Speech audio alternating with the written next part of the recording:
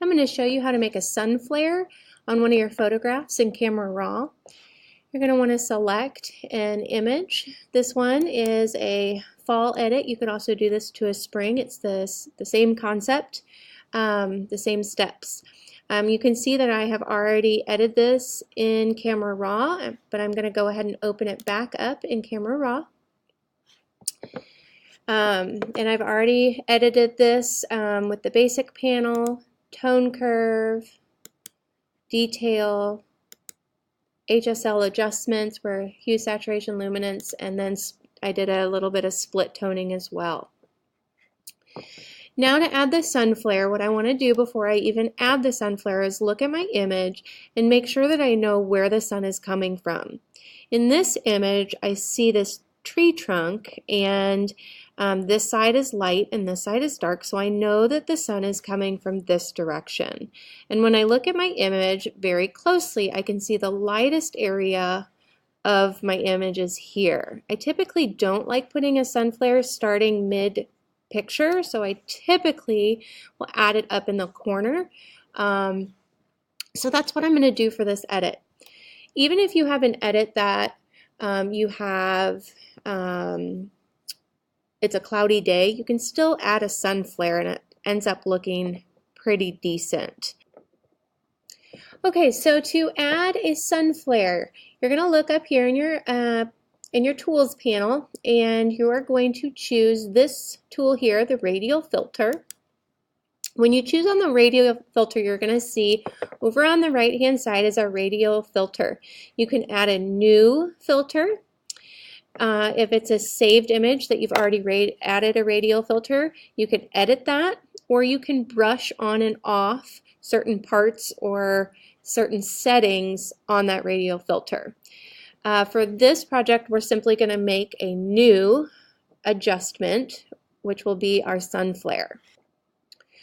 Okay, so as you can see, there is a plus sign in the upper right corner of my image, and that is where we are going to click, drag, and draw. And I'm going to click on the right hand side, since this is where my sun is coming from, and I'm going to drag it out to about there.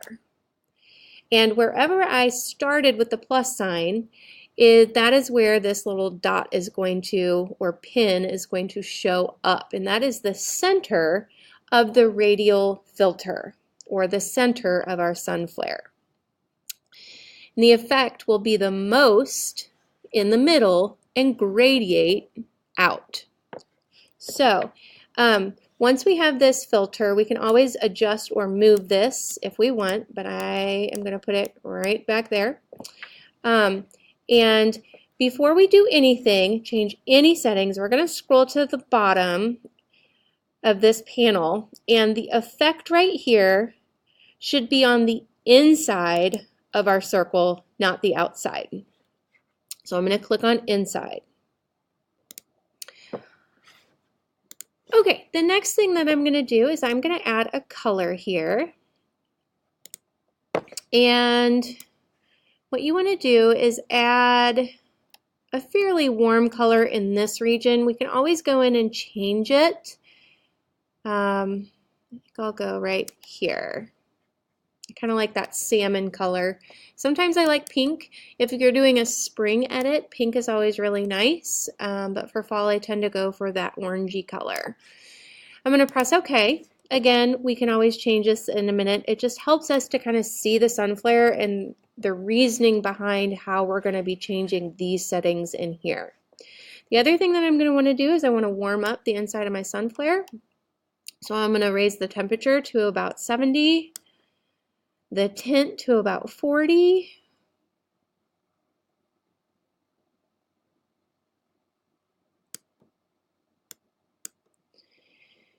and then I'm going to drop the exposure to about 80, and you can start to see some of that color coming through. I'm going to drop the contrast to about 40, and I'm going to drop the shadows to 20, These are just general settings. As you're editing your picture, these settings might look slightly different. We're going to drop the blacks to about -20. We can do -20 on both of those. The clarity, this is really where the clarity, dehaze, and saturation are really going to show, help us see the sun flare. So for the clarity, I'm going to drop this to about -55.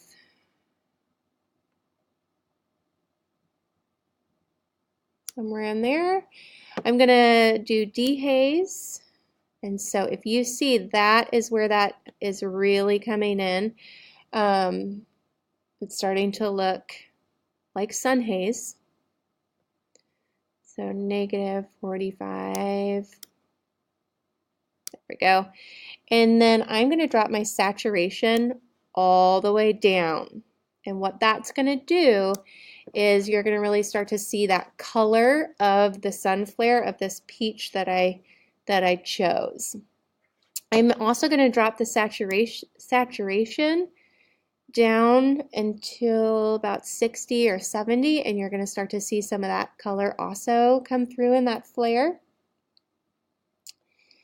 You're going to want to make sure that your feather is at 100. Once you have the general settings for the sun flare, you can go in and click on this color again. And you can just drag this eyedropper tool around and see. Obviously, you want this to look fairly natural. That yellow kind of looks pretty good. Obviously, you wouldn't want a green, but that kind of pinky tone here is actually really nice for the spring edit. It doesn't look too bad on this one either. I'm going to bring it back over into that range. I like that color. And then I'm going to click OK. Okay, once you're done with your radial filter, what you can do to get back into your basic panel, if you feel like you need to do a little bit more editing, is you can go over here and click on this hand tool. Clicking on the hand tool will get you out of the tools up here and back into your basics panel to make any other further adjustments. If you need to redo your gradient, you can always click on that.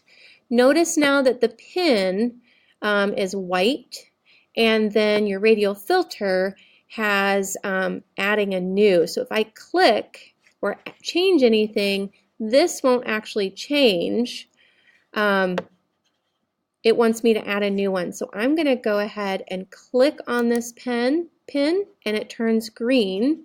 And when I do that, it now has edit there. So I can edit this radial gradient.